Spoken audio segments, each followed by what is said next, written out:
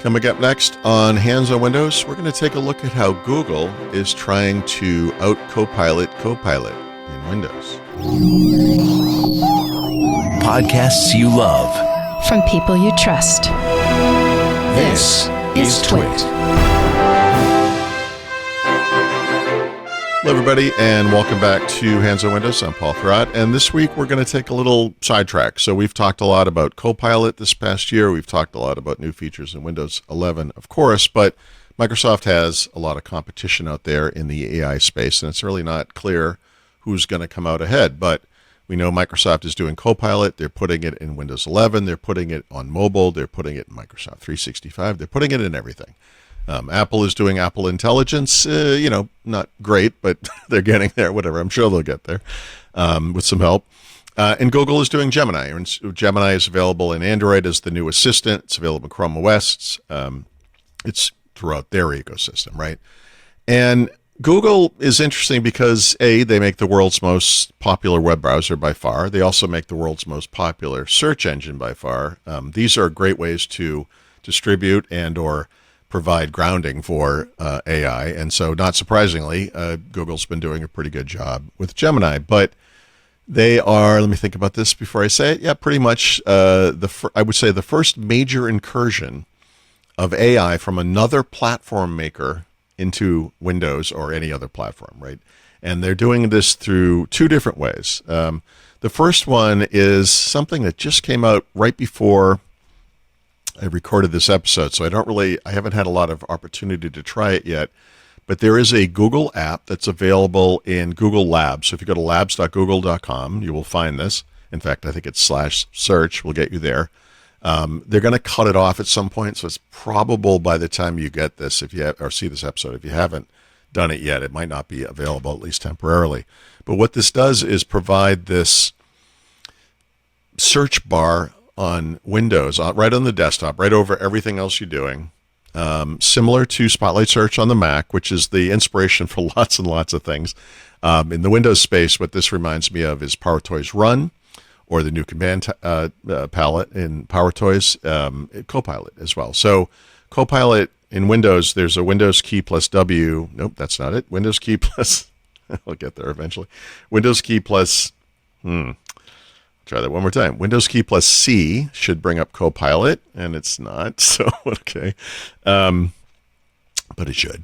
But also Alt Space, right? And Alt Space is the keyboard shortcut for a lot of these tools. They all overwrite each other. On the Mac, it's Command Space, right? That's why it is that keyboard combination. So by default, Google uses Alt Space as well. You can change that if you want. And what this does is give you access to Google Search from the desktop. It can search your files locally. So there's some indexing going on there, and I would hope some semantic search functionality as well. You can search your Google Drive up in the cloud. You can see what's on your desktop using this Google Lens icon. So that is very much like Copilot Vision, right? And so this is kind of like an in-place replacement, if you will, for Copilot, potentially. Interesting. This also looks like that search box you see like on a Pixel or an Android phone. So this is very interesting to me. I haven't had, like I said, I haven't had a lot of time. I wanted to throw this out today just because this just happened, and it's very interesting. So probably, I will say in a future episode, we will look at that further. But in the meantime, we can look at what they're doing with Chrome. And so a couple of months back, as I record this, Google added this little Gemini button up here to Chrome. And I'll just put this in dark mode so it's not blowing my eyeballs out. But this was only available if you had a paid Google AI Pro or whatever the other subscriptions are called, a membership, right? Recently, though, the latest version of Gemini, of Chrome, when I record this, they've made this available to everyone. And so there were limits, but Google has a nice help doc that explains how many things you can do per month with the free version versus the various paid versions. It's actually pretty generous. So this works a lot like Copilot mode in Internet Explorer in Microsoft Edge. You click it, you get this little chat box. By default, it will look at the tab that you're looking at. So you could say something like, summarize this page, kind of thing. and it will do what all of these things do. And let me bring that thing down. And I guess I'm arguing something here, but anyway, it doesn't matter. It's it's just kind of a handy in-browser summary. It's exactly what it sounds like, right? And so instead of doing a side pane, which is kind of the old way of doing this, and Microsoft again has changed Edge to work similarly. They have this thing. The nice thing about this one though is you can move it around, and that's something you can't actually do yet with Edge and their little Copilot, quick, whatever it's called, a little quick interface here. The other thing that's interesting about that is, let's see if it works by default. No, I got no way. I got a G. No, it's doing the. I have the game bar also uses Windows key plus G. So let me see. I'll try one more time. Yeah. No, there you go. All right. So you can bring this up at any time. You don't have to be looking at a web page, right? So if you just want to chat with Gemini, and whatever it is, you're asking a question, you want to, whatever it might be, you want to create some content, whatever, you can just bring this thing up at any time. You don't have to be in Chrome, right? Which I think is also a little bit of an incursion, right, into the underlying platform. Chrome obviously has to be running somewhere. It is, in fact, literally running, but it could be running in the background. And if I close Chrome, this thing will still be sitting here, which is this little guy here. So I think that's pretty cool. Hi there, Leo Laporte here. I just wanted to let you know about some of the other shows we do on this network. You probably already know about This Week in Tech. Every Sunday, I bring together some of the top journalists in the tech field to talk about the tech stories. It's a wonderful chance for you to keep up on what's going on with tech, plus be entertained by some very bright and fun minds. I hope you'll tune in every Sunday for This Week in Tech. Just go to your favorite podcast client and subscribe. This Week in Tech from the TWiT network. Thank you. There are going to be additional features coming to this thing over time. It's also limited to US and Canada, I believe, right now in English. It's consumer only, but it will be coming to workspace customers. So people pay for, custom domain, have a business account. And it's going to work across multiple tabs. It's going to let you compare and summarize, et cetera, et cetera.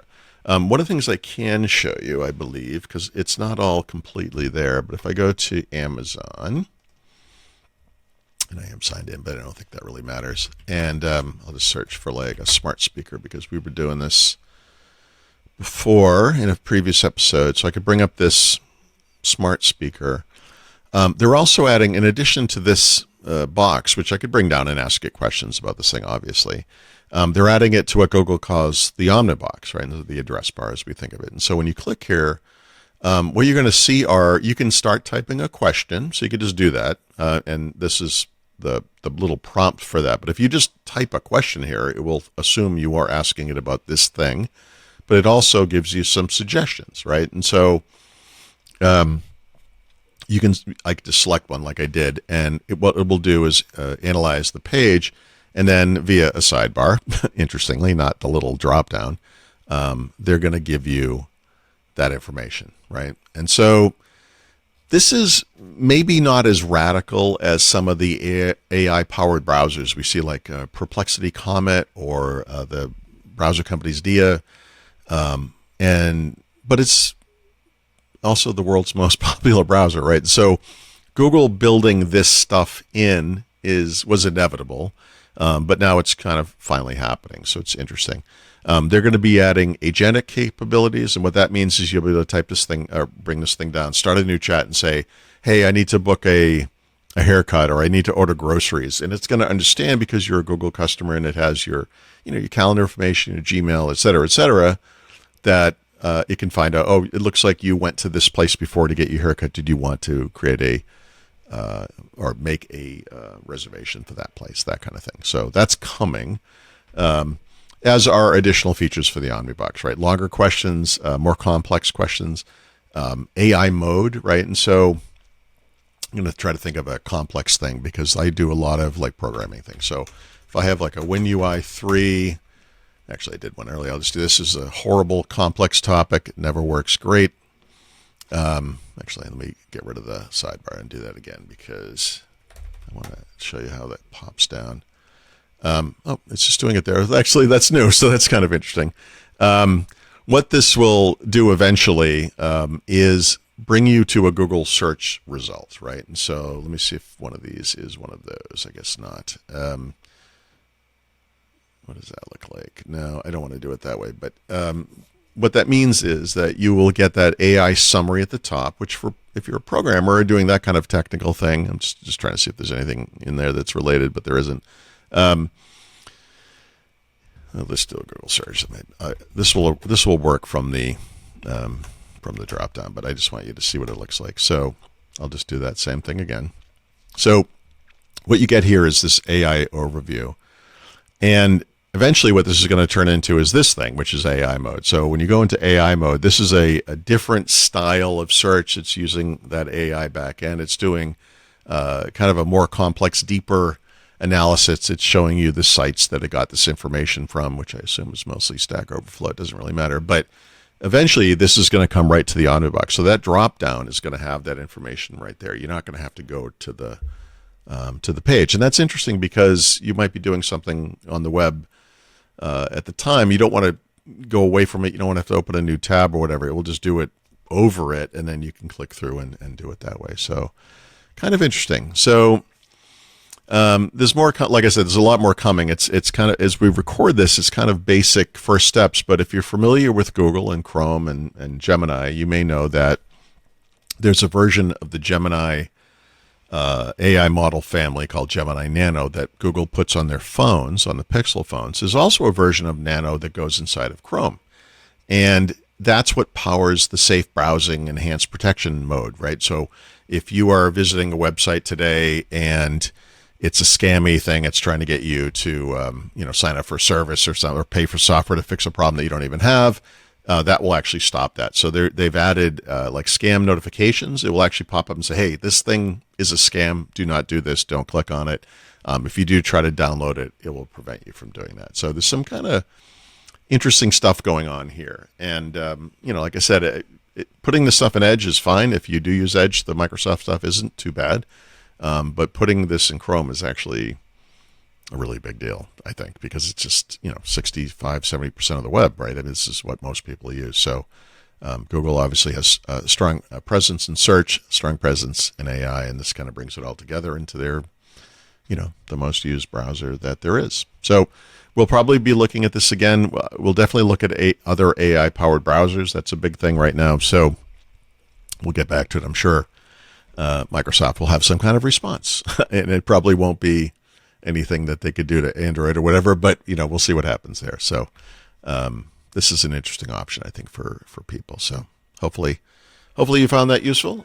We will have a new episode of Hands on Windows every Thursday. You can find out more at twit.tv/HOW. Thank you so much for watching. Thank you especially to our Club Twit members. We love you. And if you are not a member of Club Twit, you can check that out at twit.tv/clubtwit. Thanks.